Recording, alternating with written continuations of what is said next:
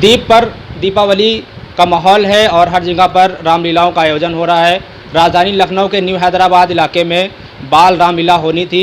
आज मेला लगना था और रामलीला का मंचन होना था। बाल रामलीला जो कि 70 साल पुरानी, यहाँ पर 70 सालों से लगातार ये आयोजन हो रहा था। पिछले कुछ सालों से किन्हीं वजहों से नहीं हो पाया था आयोजन, लेकिन इस बार फिर से होना था।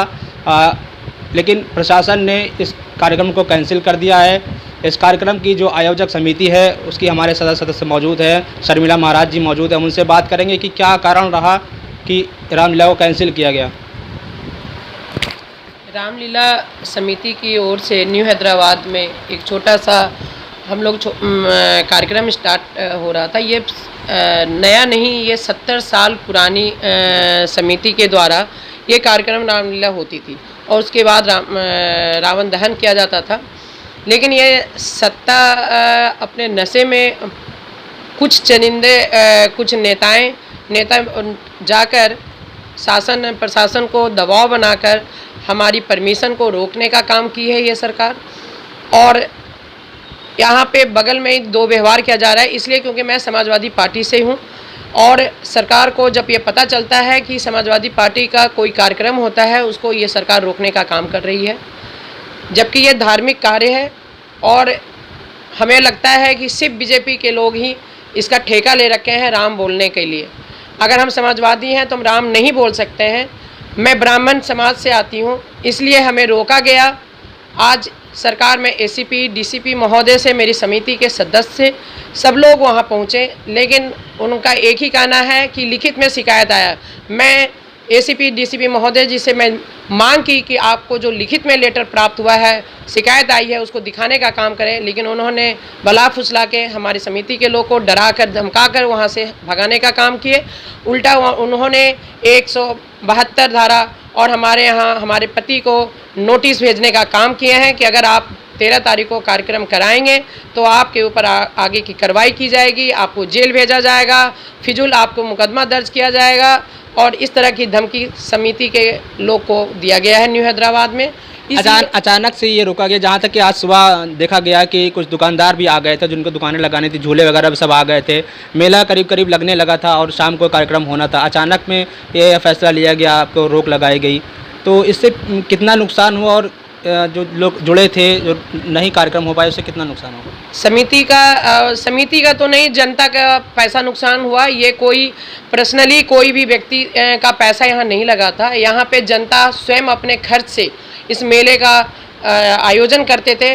आज जनता भी नाराज़ है और जो दुकानदार छोटे व्यापारी आए थे, झूले वाले आए थे, वो सब का नुकसान काफ़ी मात्रा में हुआ है।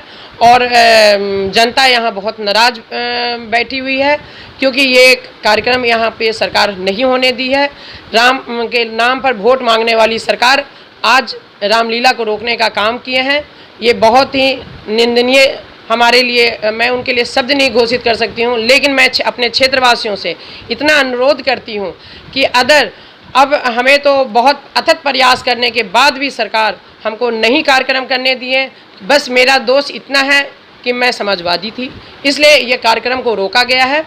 लेकिन मैं विश्वास दिलाना चाहती हूँ अपने क्षेत्रवासियों से कि जिस दिन समाजवादी पार्टी की सरकार आएगी उस दिन भव्य कार्यक्रम, जिस तरह से जनता चाहेगी इस क्षेत्र की, उस तरह से यहाँ का रामलीला का कार्यक्रम होगा।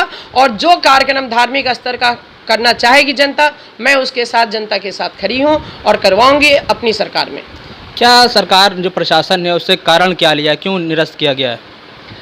मैं एसीपी महोदय से स्वयं बात की थी, महानगर एसओ से भी मैं बात की थी, लेकिन ना तो महानगर एसओ ने हमको जवाब देने का दिए, जबकि हमारे पास मैं एसीपी महोदय को, महानगर था एसओ को मैंने स्वयं 2008 तक की मैंने उनको परमिशन लेटर दी हूँ, लेकिन उनका एक ही कहना है कि हमारे ऊपर से दबाव है।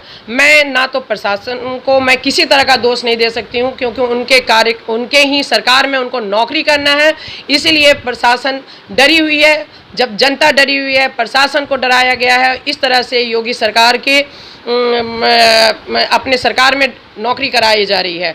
इसलिए सभी एसीपी महोदय ने बोले मैं लिखित में कुछ दिखा नहीं सकता हूं, लेकिन मुझको ऊपर से दबाव है, इसलिए मैं आपको परमिशन नहीं दे सकता। अभी 2 दिन पहले यहाँ पर एक कार्यक्रम हुआ, मेला लगा, बाकायदा कार्यक्रम हुआ, झांकी निकाली गई।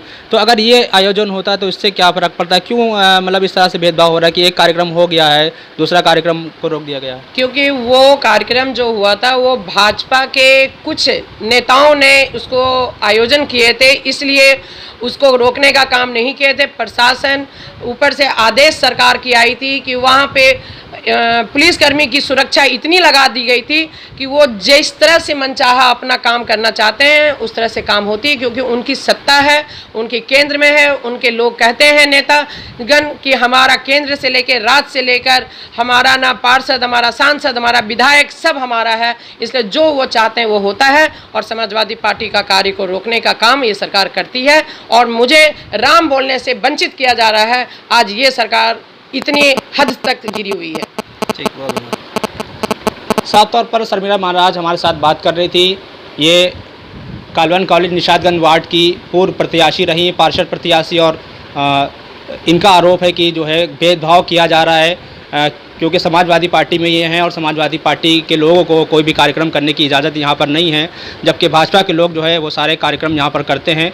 इनका आरोप है कि विपक्ष के होने के नाते इनका जो कार्यक्रम था, जो भव्य कार्यक्रम होना था, जिसकी तैयारी हो चुकी थी, लगभग मेला आधा लग चुका था, सारे व्यापारी दुकानदार सब आ चुके थे, उसके बावजूद इनको आनन फानन में कैंसिल कर दिया गया। प्रेसमैन के लिए जाहिद अली की रिपोर्ट, लखनऊ।